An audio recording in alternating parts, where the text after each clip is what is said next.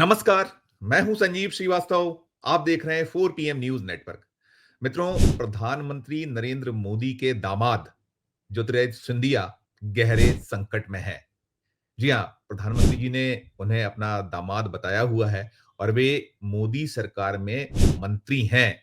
Madhya Pradesh Bharatiya Janata party के बड़े नेता हैं, लेकिन उनके अपने गृह राज्य मध्य प्रदेश में और खासकर ग्वालियर चंबल संभाग में जिस तरह के सीन उत्पन्न हो रहे हैं, वो साफ तौर पर बतला या दिखला रहे हैं कि सिंधिया बेहद बेहद मुश्किल में है और उनकी भारी फजीयत हो रही है।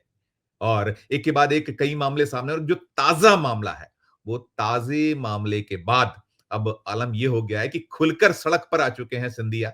यानी प्रेस कॉन्फ्रेंस भी कर रहे हैं। उनके समर्थक तो और भी आक्रोशित हैं और दो टूक कह रहे हैं कि महाराज के खिलाफ जो भी बदजुबानी करेगा, हम उसकी जुबान काट लेंगे। कल्पना कर लीजिए कि क्या कुछ दृश्य है, क्या कुछ स्थितियां हैं जो कहीं सब्र का बांध टूट गया है और अब कहीं खुलकर मैदान में आ चुके हैं खुद सिंधिया और सिंधिया के समर्थक, क्योंकि सिंधिया ने भी एक प्रेस कॉन्फ्रेंस की और वो प्रेस कॉन्फ्रेंस कहीं ना कहीं उनकी फजीयत, उनकी निरीहता, उनकी मुश्किलों को बयां कर रही है। दरअसल हो ये रहा है कि सिंधिया को बीते लंबे वक्त से जो मध्य प्रदेश बीजेपी है उसने बांध रखा है। और जब वे आए थे, कांग्रेस को उन्होंने जिस तरीके से दगा दिया था, कांग्रेस से दगा के बाद जो कमलनाथ की सरकार गिरवाई थी और गिरवाने के बाद उन्हें एक बीजेपी ने कहीं ना कहीं इनाम दिया था। उनके जो समर्थक विधायक थे, उन्हें हाथों हाथ लिया था, उन्हें मंत्री बनाया गया था वो जो सरकार गिरी थी। और शिवराज सिंह चौहान के जो अगुवाई में पुनः बीजेपी सत्तासीन मध्य प्रदेश में हो गई थी, तो सारा कुछ हुआ था, टिकट्स दिए गए थे और बाद में धीरे धीरे शने शने सबकी कटाई छटाई होती गई और अब बहुत कम सिंधिया के वो समर्थक हैं जो अपनी कांग्रेस की विधायकी छोड़कर, कांग्रेस को बरसों का साथ जो था उनका वहां छोड़कर और बीजेपी में आए थे। हाशिए पे पड़े हुए हैं और कुछ एक लोग हैं, लेकिन उनकी हालत क्या है, ये बार बार हम रिपोर्ट करते हैं, दिखाते हैं। और कुछ सिंधिया की स्थितियां क्या है, सिंधिया के हाल आप देखते हैं कि किस उन मुश्किल में है, किस कठिनाई में है। और उनको मोदी सरकार में भले ही मोदी जी ने एक सार्वजनिक समारोह में दामाद बताया था कि गुजरात के तो वे दामाद हैं, बड़ी एक उनके चेहरे पर चमक दिखाई दी थी सिंधिया के, लेकिन क्या कुछ हो रहा है, ये अलग-अलग घटनाक्रम है। जैसे मैंने कहा कि बीते दिनों एक खबर आई थी जब ग्वालियर में उन्होंने एक बैठक लेना चाहा था, तो उस बैठक में वहां के जो सांसद हैं बीजेपी के, जो असली बीजेपी, क्योंकि लड़ाई तो पूरी असली और नकली बीजेपी की रही है। साफ तौर पर हमने देखा या बताया, बार-बार रिपोर्ट किया है कि 2 बीजेपी हो चुकी हैं, एक असल बीजेपी और एक सिंधिया बीजेपी। और इनके बीच जो कुछ द्वंद होते हैं वो सामने आते रहते हैं। 2 कार्यालय हैं, सिंधिया के लोग जो ओरिजिनल बीजेपी है उस कार्यालय में बहुत से लोग नहीं जाते हैं और जो ओरिजिनल बीजेपी के लोग हैं वो सिंधिया के जो लोग हैं उनसे बहुत जुड़ाव नहीं रखते, उनको बहुत एक-दूसरे को फूटी आँखों सुहाते नहीं, क्योंकि वजह भी है कि बरसों बरस से जो संघर्ष करते रहे एक-दूसरे के खिलाफ, आज उन्हें जो सत्ता की एक मलाई थी या सत्ता को पाने के लिए जो कुछ समझौता किया गया भारतीय जनता पार्टी द्वारा, तो उसका सहना जो है नीचे के लोग सह रहे थे। लेकिन अब पानी बहुत बह चुका है। 2020 का मामला था, अब 2025 चल रहा है और अब सिंधिया को उनकी हैसियत बताई दिखाई और आलम यह है, अभी हाल ही में जो शिवपुरी है, गुना शिवपुरी, ये सिंधिया का संसदीय क्षेत्र है। उन्हें यहीं तक बांध दिया गया। जब वो ग्वालियर में गए थे एक बैठक करने के लिए, तो वहां जो स्थानीय सांसद ने विरोध किया, कलेक्टर के साथ बैठक करना चाहते थे, बैठक हो नहीं पाई थी। तो बड़ा उनको एक धक्का लगा था। कहीं न कहीं वो खीज में थे और वो सब दिख रहा था। और कई ऐसा रहा मामला कि कुछ फिर विकास के जो कार्य हैं, उसको लेकर द्वंद चल रहा है। कुछ जो विकास कार्य हैं, सिंधिया ने रुकवा दिए हैं। खबरें सामने हैं, बहुत सारी आई हैं, हमने रिपोर्ट भी की हैं। अभी जो ताज़ा मसला, ताज़ा मामला है, ये अशोकनगर से जुड़ा है। अशोकनगर में एक सीईओ हैं, जनपद पंचायत के सीईओ हैं, उनका नाम है राजेश जैन। इन राजेश जैन साहब ने अभी एक हाल ही में बैठक हुई थी और बैठक में बहुत सारे जो सिंधिया समर्थक थे वो मौजूद थे।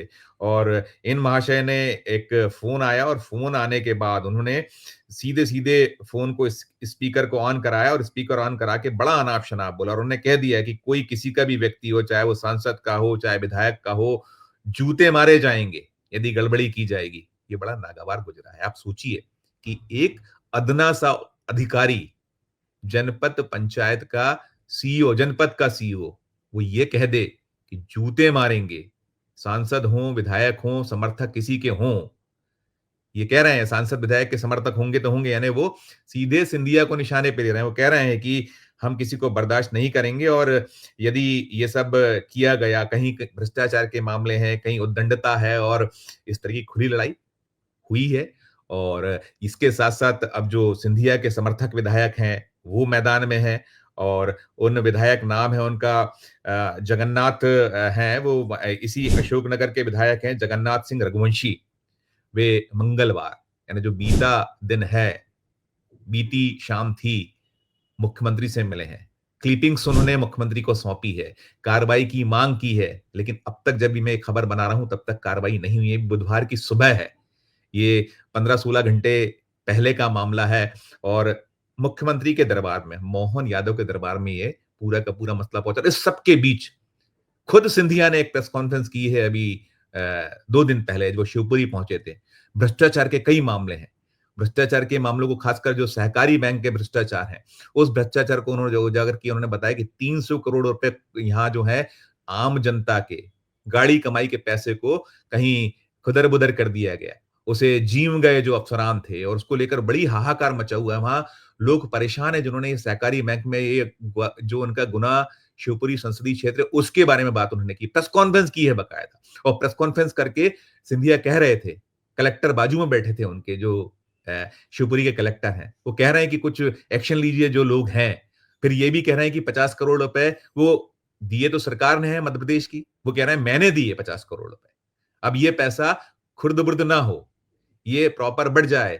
एक अदद अकाउंटेंट की मांग भी कर रहे हैं ज्योतिरादित्य सिंधिया। सुनिए उस प्रेस कॉन्फ्रेंस में उनकी निर्भीकता, उनकी कहीं न कहीं जो किस तरह की स्थिति में वे हैं, आप सुनिएगा तो आप खुद समझ जाइएगा। सुनिए सिंधिया जी।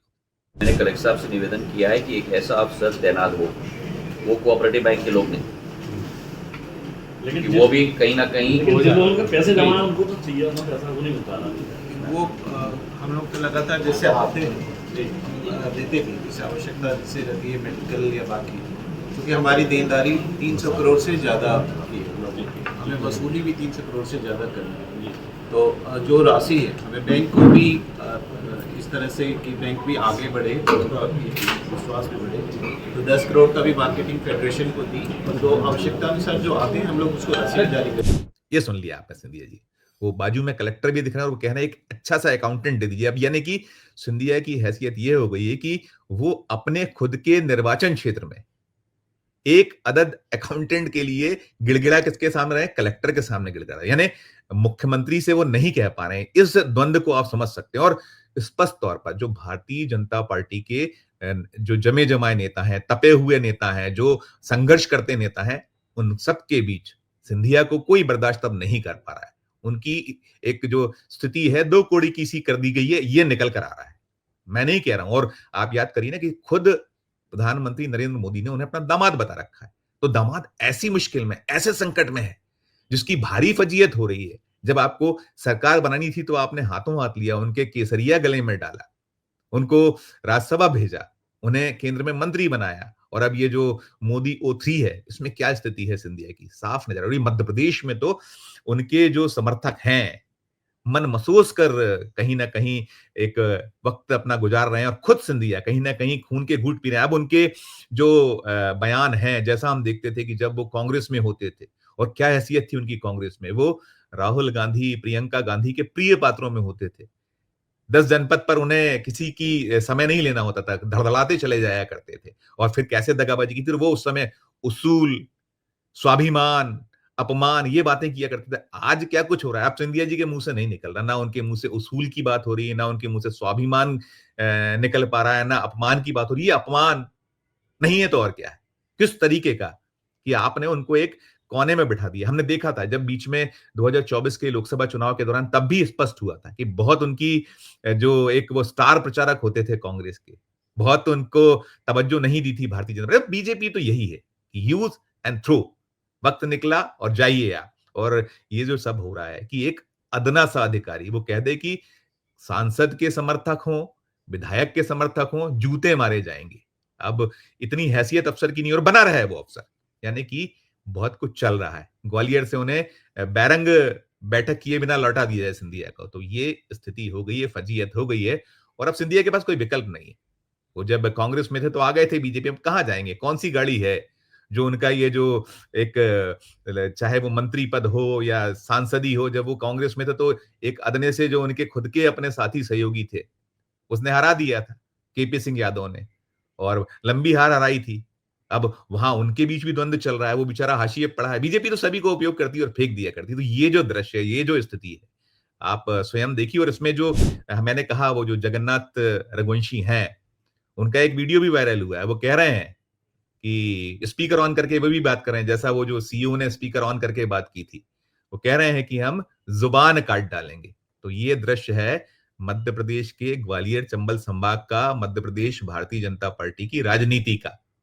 आपकी अपनी क्या राय है? आपकी अपनी क्या टिप्पणी है कि जो दूसरों को धोखा देता है उसके साथ कोई नहीं होता? और बीजेपी तो है यूज एंड थ्रो, अब शायद थ्रो का वक्त आ गया। टिप्पणी कीजिएगा और खबर अच्छी लगे तो चैनल को लाइक कीजिएगा, सब्सक्राइब कीजिएगा, ज्वाइन का बटन दबाइएगा तो हमारी सलाह देगी। प्यार और स्नेह बना रखिए और देखते रहिए 4 PM न्यूज नेटवर्क। धन्यवाद, नमस्कार।